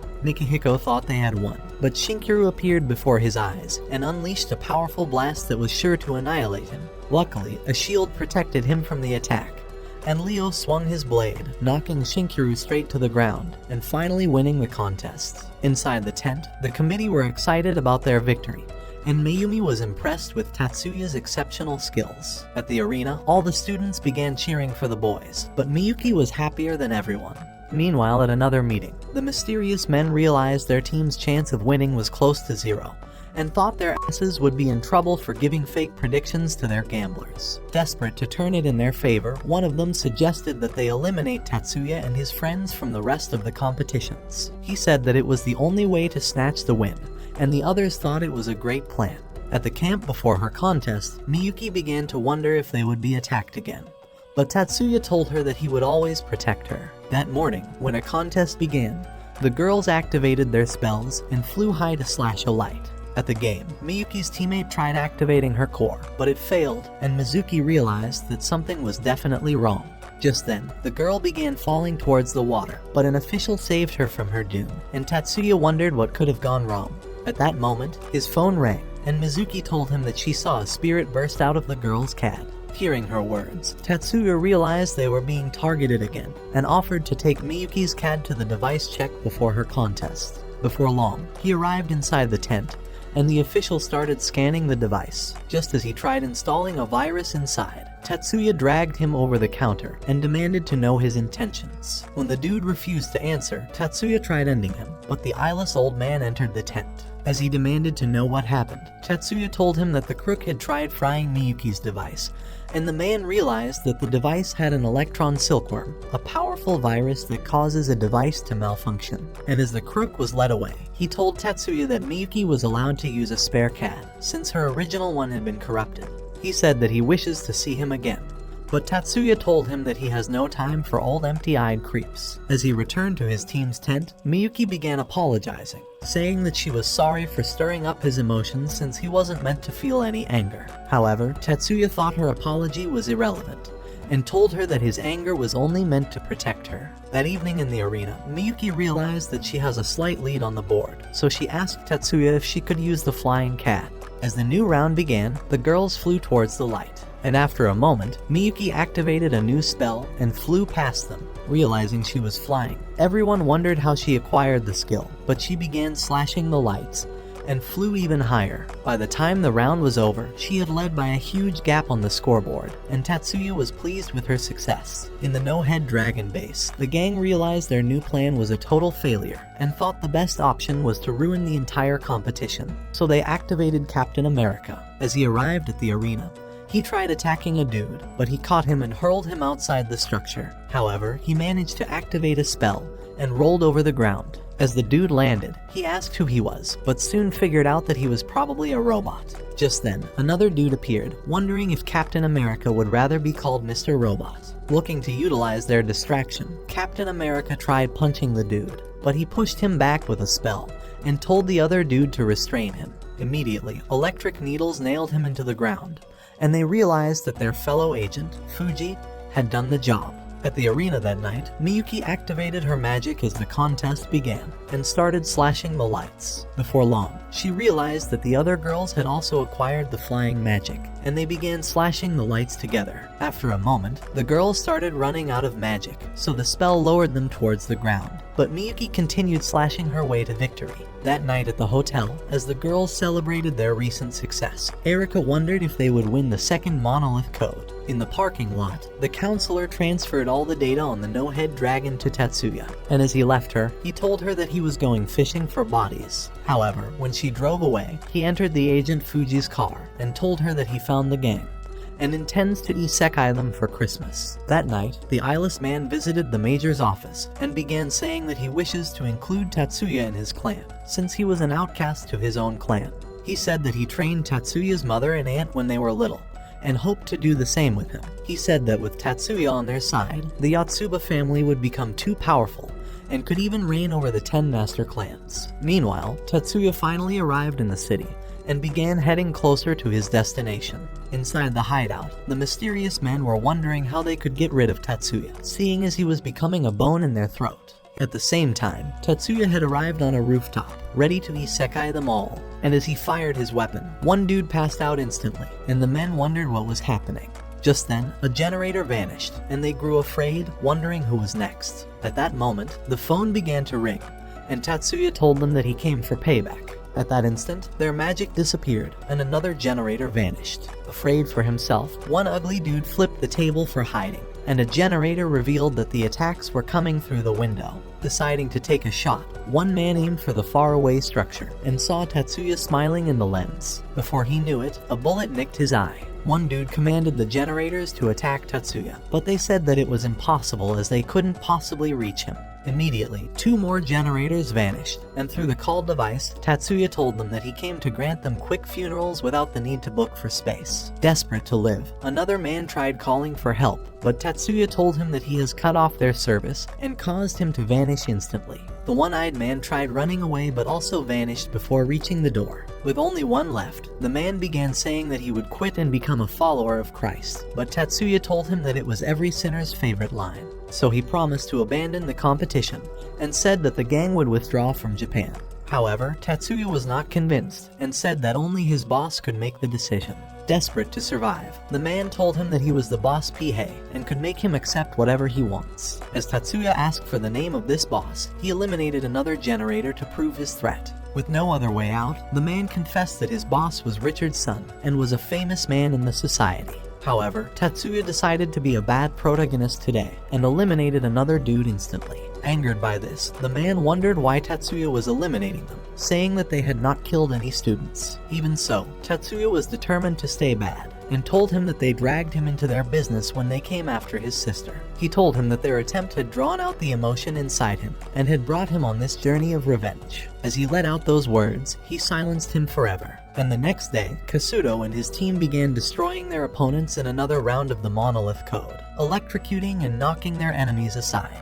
At that moment, an alarm went off, and they realized that Kasuto and his team had won their contest. Shortly in the arena, Tatsuya and Miyuki watched Kasuto in another round of Monolith Code, blocking attacks with his phalanx, an indestructible shield, and knocking the enemies aside like a rag doll, securing the win for his team. With the contest finally over, Miyuki and her teammates were awarded medals, and Kasuto was delighted to have won first place. That night at the hotel, as the team celebrated their victory, Tatsuya spotted Masaki with Miyuki, and realized that some love story may be close to developing.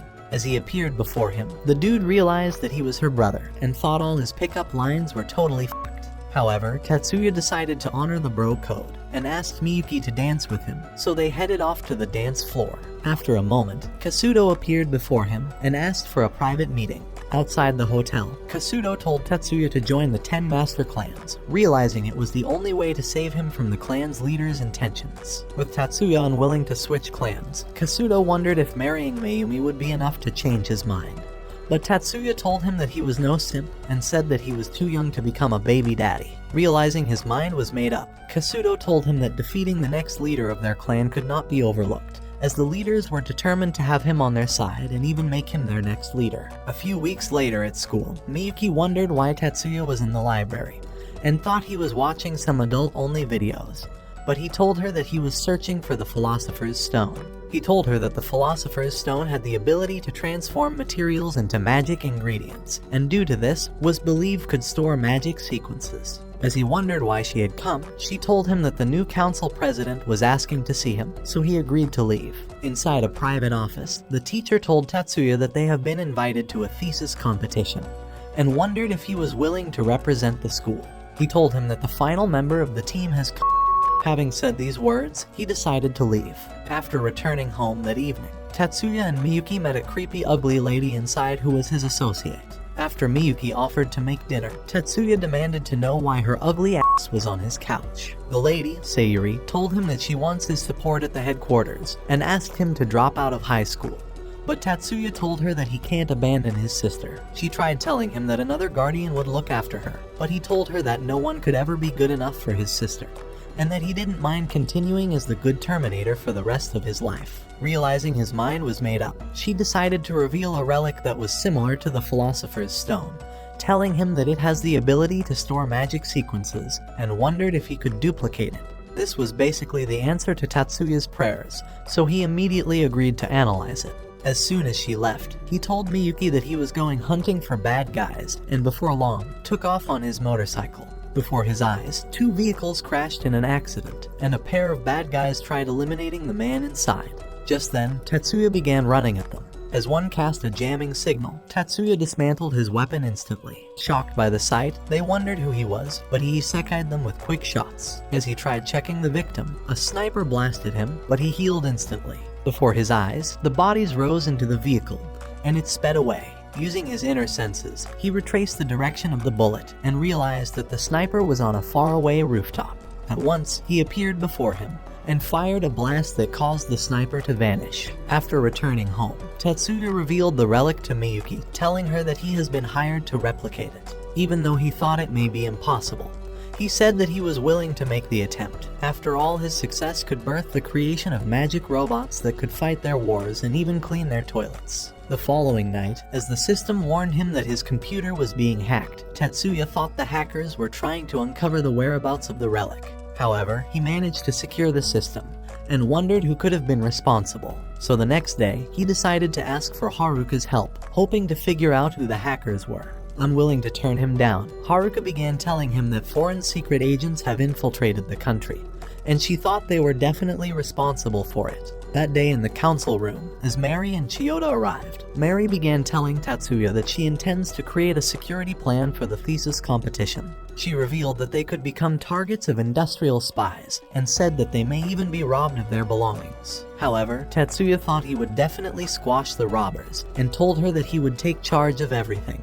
As he arrived outside, he noticed a spy behind the tree, and warned the others that they were being watched. Realizing she's been discovered, the girl began running off, so Chiyoda started chasing her. And just as she got close enough, a canister fell before her eyes, and a blinding light blocked her vision, allowing the girl to climb on her bike. Desperate to stop her, Erika tried blasting her with a spell, but Tatsuya destroyed it, allowing Mikihiko to cast a jamming spell on her tires. However, she activated her nitro, and finally broke the spell, speeding away instantly. The following day, as Tatsuya arrived in class, Mizuki revealed that she was being spied on all day, and was afraid that she would be abducted. Tatsuya revealed that she wasn't the only one, and said that foreign spies were watching the entire school. Hearing his words, Mikihiko thought he was certainly close to the truth, and said that summoned spirits have been flying around the school all week. After school was over, they started heading home, but when Tatsuya discovered they were being followed, he suggested that they stop at a cafe. So immediately, the spy hid away. After arriving inside, they decided to drink some coffee, but when Erika decided to step out for some fresh air, Leonard offered to follow her, and Mikihiko began drawing a barrier spell outside the cafe as Erika confronted the spy, wondering why his ugly ass face was in her business. He told her that the only thing worse than her own face was his ex-girlfriend after he ran her over. Just then, Leonhard appeared behind him, saying that they actually came to wipe his ass across the floor. As Erika drew her weapon, she told him that they already discovered he's a spy, and demanded to know what he was following them. Realizing his cover was blown, the man tried screaming for help, but Erika revealed that they were surrounded by a barrier that makes it impossible to hear their voices, and said that he could only leave if he manages to knock them unconscious. Unwilling to surrender, the man threw a canister at her and began attacking with a kunai, even slitting her uniform. Leonhard tried coming to her rescue, but the man nearly sliced his face and knocked him back before kicking him into the wall. Realizing he was tough, Erika activated her super speed and began swinging her weapon at him, but he jumped away, launching kunais that she parried instantly. As he revealed new kunais, Leonhard tackled him to the ground, wondering how he was so powerful. Having no other choice, the man revealed that his name was Jiro, and said that he was a private secret agent. As Leonhard wondered what his true intentions were, Jiro told them that his duty was to spy on the students inside the school, so that they would be stopped from selling off special magic technologies to the east. Before they knew it, he drew a gun and threatened to isekai their asses. As he began telling them that Eastern spies have infiltrated their country, he said that they were seeking special magic technologies, and that their school was a target of these spies. So having said enough, he commanded them to pull down the barrier, and as Mikihiko did so, the barrier vanished. At this realization, he warned them to keep their eyes peeled for the invaders, and launched a smoke bomb to create a distraction. By the time the smoke cleared, they realized that he was gone. However, as he ran into an alley, Jiro managed to evade a blast. When he wondered where it came from, a giant appeared before him, and he realized that it was the renowned man-eating tiger, Lu, who was second in command for the East invaders. As he tried to shoot him, Lu broke his hand and finished him off before he even knew it. When he was done, he wiped off the ketchup, and the body burned up instantly. A few days later, as Tatsuya worked on a new special device, Ikehara decided to try it out, and the students were happy that it was a success. Right then, Mibu noticed a girl secretly copying all Tatsuya's data and began to pursue her. She thought she was probably the spy that was following them, and continued chasing her outside the school. When the girl grew exhausted, she decided to stop, so Mibu introduced herself, and began telling her that she was just being used by the foreign spies. However, Hirakawa thought her words were irrelevant, and told her to stick her ugly nose into her own business, revealing that she joined them for her own revenge. Realizing she could not be persuaded, Mibu tried to capture her, but Hirakawa set off a blinding light, and launched a dart at her, but Erika smacked it away, and the tear gas erupted. However, as she began to back away, Leonhardt rushed at her and tackled her to the ground, knocking her unconscious. So as they brought her to the infirmary, the nurse revealed that she wounded her head, but said that she would wake up soon. Realizing she has other duties, Chiyoda told the nurse to watch over her in the meantime. However, when she returned to the infirmary, she realized that the nurse was holding the girl in an arm bar like a pro wrestler, and decided to speak to her. As she asked Hirakawa why she was trying to steal their data, the girl told her that her intention was to make the system malfunction. She said that she hates Tatsuya for being such a genius, as she blamed him for her sister's loss in the last competition. This was her motivation for agreeing to spy for the foreign invaders, and she wished she could just eliminate Tatsuya. However, that night, after Chiyoda revealed this to Tatsuya, he told them that adding one more crazy ass stalker to his list of stalkers was just what he needed, and suggested that they keep the secret away from everyone. The next day at school, as the students trained for the security position at the contest, one student tried attacking the instructor, but he repelled him with a shield. At the sight of this, Mayumi wondered if any of the students would even make it to the contest. So with every other student already knocked unconscious, Mikihiko realized he was next, and thought his ass was about to get kicked. However, just as he realized he's been discovered, he decided to activate his magic, sensing the commander's footsteps. As he sensed his opportunity, he cast a spell on the ground, causing it to extend until it surrounded him, and the ground exploded instantly. With this distraction, he managed to escape, but the commander was unscathed, supported by his shield. The next day, as Tatsuya asked his master about the relic, he revealed that it was a very powerful device, and warned him to return it as soon as he could, because sinister people would try to steal it from him. As they began riding home, Tatsuya noticed they were being followed by a spy crow, and decided to speed up, successfully evading the bird. Before long, they arrived inside a facility, and realized the system was being hacked. As Ashiyama wondered what the hackers were trying to steal, Tatsuya told him that it was probably just a distraction, and said that he wishes to hide a special weapon in the facility. At the same time, the crow appeared on the rooftop, trying to listen to their voices, but Tatsuya obliterated it, breaking its connection to the invaders. At this realization, the leader of the foreign spies began saying that Tatsuya was probably hiding the relic inside the facility, but thought he would change its position now that he's noticed their crow, hoping to keep their identity a secret. He commanded Lu to execute Hirakawa at the hospital before she was questioned again. The following night, as Tatsuya arrived in the school facility, a girl robot welcomed him and revealed that his authentication was completed. However, as he tried leaving the lab, he became sleepy and realized that someone had set off a sleeping gas. Just then, Pixie arrived with a mask, saying that the ventilation system was malfunctioning, and that he was better off using one. However, Tatsuya thought it was probably a trap, and told her to activate the forced ventilation system instead. As she did so, Tatsuya told her to begin recording everything that happens with monitoring mode, and said that she must keep the door locked for the rest of the night. However, later that night, a first course student snuck into the lab, and as he realized that Tatsuya was asleep, he tried stealing data from the system. But Chiyoda entered the facility. Desperate to prove his innocence, Sekimoto began saying that he was trying to back up the data, but he noticed that Tatsuya was never asleep. Realizing he's been caught, he tried activating his magic, but a spell paralyzed him in that instant, causing him to lose consciousness. At the hospital, a purple-haired guy tried making his way to Hirakawa's room, but spotted Lu in the corridor and knew that he was definitely looking for her. Hoping to stop him, he triggered the fire alarm, and Mary thought the hospital was burning. However, Shu knew better, and told her it was a riot alarm from the 4th floor. As he realized it was the same floor Hirakawa was on, he leaped on the steps and began jumping higher with a spell. At the same time, Lu grew angry because the door was stuck and decided to rip the bar. Before he could enter, Shu appeared before him, and as they noticed each other, Lu prepared for a fight and began charging at him. So he drew his knife and smacked him with a dark line, nearly draining all the strength in his body. Luckily, he dodged his slash, but was nearly knocked down by the second one before kicking Shu away. As he tried to punch him, he blocked with his knife, but the force from the blow repelled him, and Lu continued punching with all the strength in his body, until he backed him into the wall.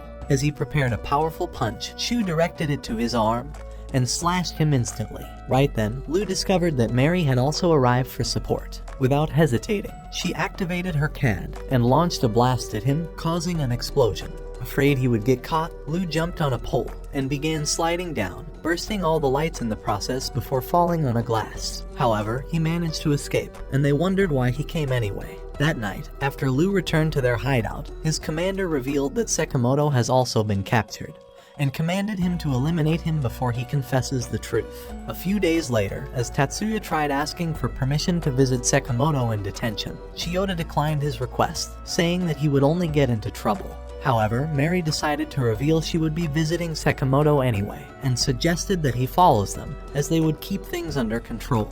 The following day, as they arrived in the facility, Mary entered Sekimoto's cell, demanding to know why he tried to betray the school. However, when he would not say, she decided to release her mind control scent, and successfully enchanted his mind. So he began saying that he intended to steal their data, and to search Tatsuya's body in hopes of finding the relic. Hearing his words, Mayumi decided to ask Tatsuya if he has any relics, but he told her that he's never even heard of the word relic before in his life, and wondered what alien word she was referring to. Stop the cap. Right then, the alarm went off, and they discovered that there was an intruder in the facility. At that moment, Lu began walking towards them, and Mary wondered how he managed to enter the facility. As Tatsuya offered to face off with him, Mary told him to guard Mayumi instead, so she approached him, activating her CAD and pulling her weapon. As Lu began charging at them, Mayumi activated her CAD and started launching ice at him, hoping to slow him down. So Mary tried to smack him, and her weapon nearly took his head off, but he dodged with his quick reflexes and jumped away from the ice. However, he would not surrender to them, and summoned a mighty wind that shielded the remaining attacks. So he began rushing at them once more, turning invisible and running past Mary. As he nearly reached Mayumi, Tatsuya paralyzed him with a powerful spell, breaking his ribs at that instant. Realizing the opportunity, Mayumi activated her CAD once more and launched ice at him, allowing Mary to raise up sharp metals and igniting a flame to blind his vision before lowering her weapon to pierce his body. As he lost all his strength, Lu fell unconscious immediately. That night, as Tatsuya made a report of what happened, he wondered how the foreign invaders discovered that the relic was in his possession. So Fujibayashi told him that the military accounting data was hacked right after they paid for magic research. This data revealed all the research facilities linked to the military and led directly to him.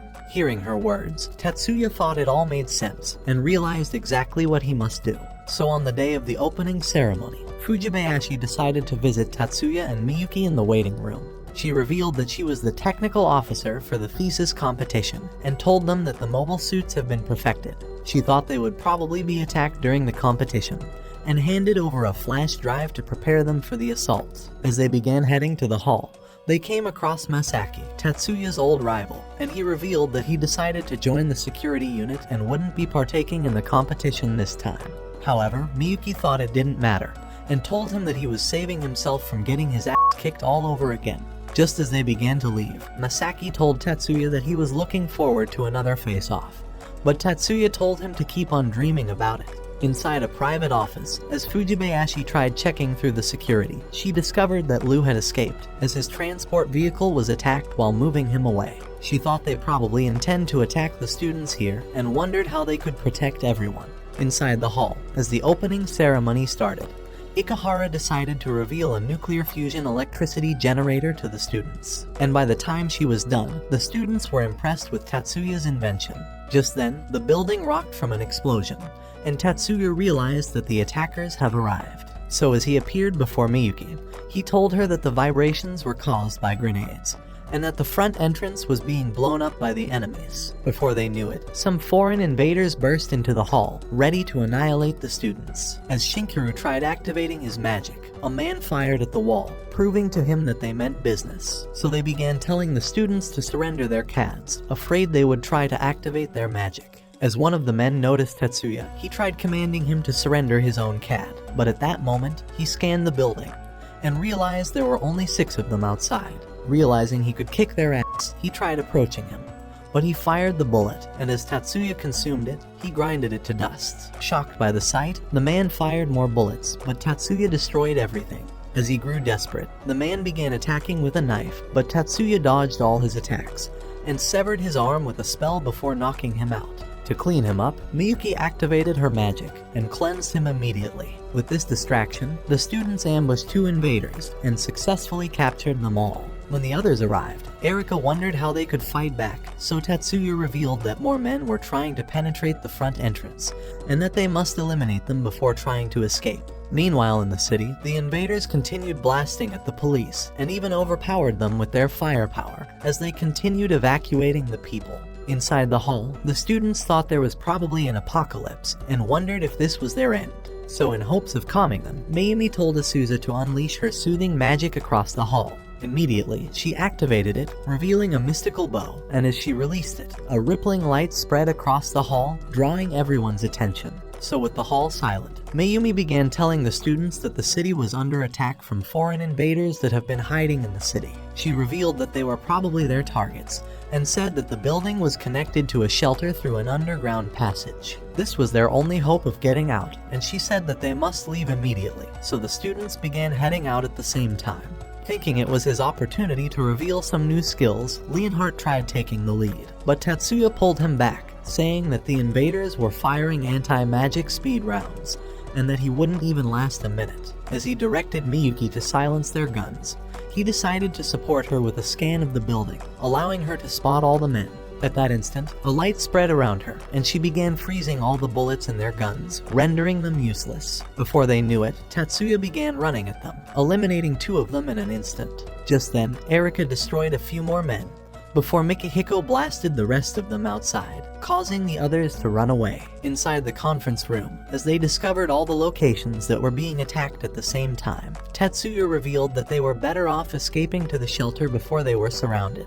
Before leaving, he told them that he must wipe off the data on his equipment so that it would not be stolen by the invaders. However, when they arrived backstage, they realized the others were already here, so Mary revealed that they were already erasing his data. A few minutes later, as they gathered inside the waiting room, Mayumi began saying that the invaders were definitely searching for a special weapon, but she had no idea what it was. At that moment, Fujibayashi arrived, and they wondered why she came. Meanwhile outside, Juamonji jumped onto the rooftop and noticed the obliteration.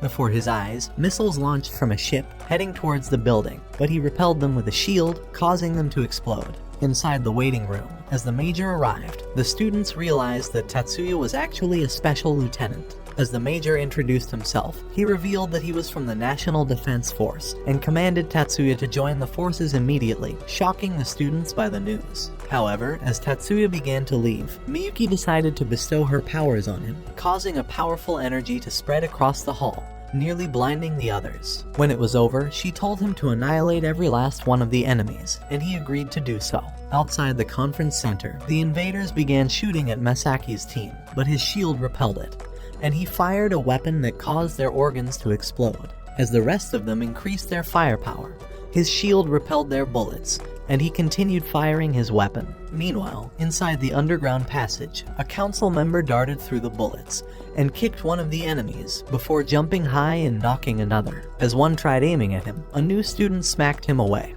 and Mikihiko destroyed the rest of them instantly. Realizing they were outnumbered, the enemies began running away, so Asuza told the students that they were almost at the shelter. However, just as they spotted the entrance before them, the ground began trembling, and the roof collapsed, nearly blocking their path, but the teacher managed to hold it up with his magic. So utilizing this opportunity, the students began making their way into the shelter. At the same time in the city, Fujibayashi and the remaining students started heading for the station, thinking they would be safe there, but 2 machines appeared before them. However, before they could fire, Miyuki froze both machines immediately, allowing Mayumi to destroy them with ice. As they arrived at the station, they realized the ground shelter has been destroyed, and Mayumi thought their friends may all be dead. Realizing their path was blocked, Mayumi suggested that they fly out of the city and said that she would summon helicopters to help with their transport. In the meantime, Tatsuya and the Major made it into the secret facility, and Tatsuya decided to try on the special suit. Realizing it was perfect for him, the Major commanded him to join Yanaga's forces in attacking the invaders, so he activated flying mode and started patrolling the sky. Just then, he noticed a large enemy drone and flew away before he was spotted. As he activated his belt, he started flying towards it, and with a single blast, it vanished instantly. At the station, Mikihiko sensed enemies approaching, and the machines began charging towards them. Without hesitating, Miyuki froze them in ice, so Leonhardt drew his weapon, charging at them, and slashing the machine before him. Unwilling to take any chances, Erika charged at the other and destroyed it with a single slash. Even so, more machines began approaching, so Chiyoda caused them to sink into the ground, allowing Chiba to jump really high and slay one of them, as an explosion erupted. At the same time, Kirihara rushed at them, destroying the machines and slashing one in half. On the other side of the city, as Tatsuya met his superior, he told him that they've discovered the identity of the enemy, and revealed the sorcery booster they found inside one of the armored trucks. Meanwhile, at the station, Erika slashed another robot, killing it instantly, before Leonhardt destroyed another. Just then, they noticed that the rescue helicopter has arrived, but more robots began to appear. At the same time, as a new helicopter appeared before the girls, they noticed that summoned insects were trying to overwhelm it. As Shizuku blasted them, they rejoined, so she blasted again, but they still surrounded the helicopter, and the girls realized they would crash it. However, Tatsuya blasted it away just in time, and saved the day. So as the rest of the students made their way inside, more helicopters began to arrive, and Mayumi realized they would all finally be rescued.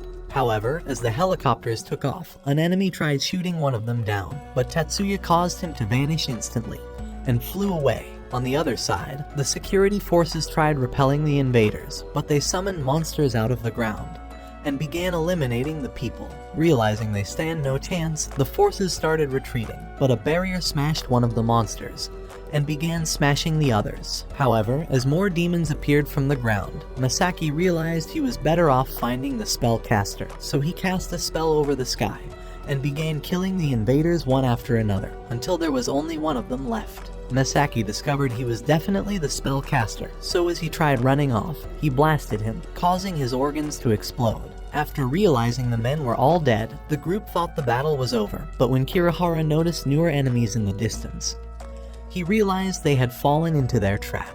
Immediately, he pushed them out of the danger and blocked their bullets until one of them ripped his leg off and a shard of metal penetrated Kei. At that moment, Miyuki descended from the sky and froze them before they even knew it. So with the men taken care of, she summoned Tatsuya and asked him to revive the boys. And without hesitating, he drew his weapon and activated changelog traceback, his overpowered technique for restoring the body before starting the restoration process. At that moment, the system revived Kei's body to his previous form, and he woke up without any injuries as the shard was already out of his body. When this was done, Tatsuya revived Kirihara, and he realized that his leg was restored. So with his job done, Tatsuya flew off immediately. At the same time, in another part of the city, several tanks began heading to the magic tower, but Tatsuya and his team arrived. As they blasted an invader, they started firing at the tanks, even blowing them up.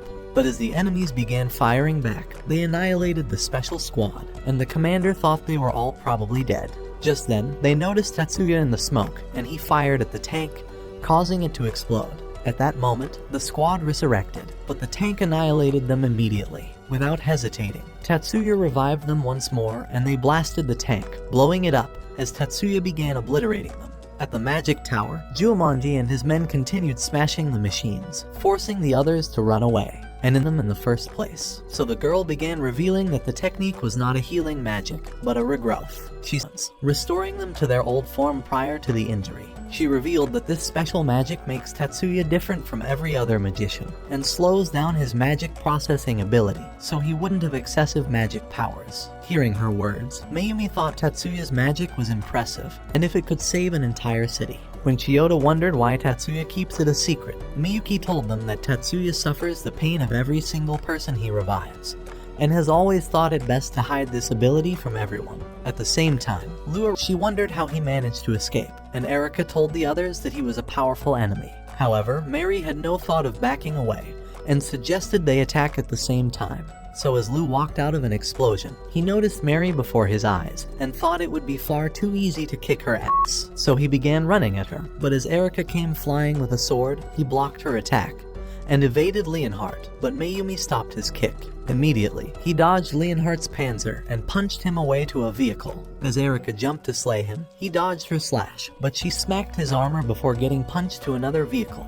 Utilizing his distraction, Mary unleashed toxic gas, making him dizzy, but he dodged her weapon before kicking her away. Just then, he noticed an ice crystal, and tried to repel it, but a gust of cold air penetrated his lungs, leaving him unconscious. Inside the tower, as Leon made his way into an inner office, he noticed the mist around him, and spotted Miyuki before his eyes. As he realized who she was, she figured that he's been spying on them. When he wondered how she could see through his invisibility spell, she told him that she was more powerful than he thought, and said that defeating him would restore peace to their city. At that instant, she activated her magic and began freezing his feet until his entire body was frozen up. At the same time, the tank flipped over onto another, allowing it to fire more rounds until the tanks exploded. Just then, Tatsuya made the newer tanks vanish, forcing the others to retreat. However, when the squad began planning to destroy the enemy ship, Fujibayashi warned them to withdraw, saying that the ship was built with hydrazine fuel. That evening on the roof, Fujibayashi revealed that the ship has sailed away from the city, and that they could finally sink it in the ocean. So the major commanded his man to remove the third eye's seal.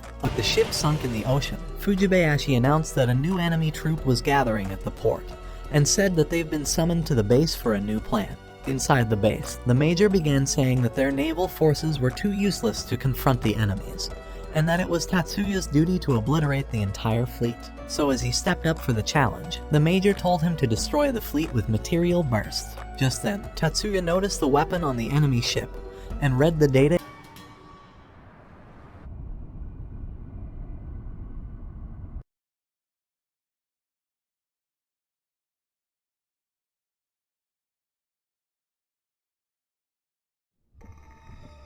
先ほど次の日曜日に事情説明に伺いたいと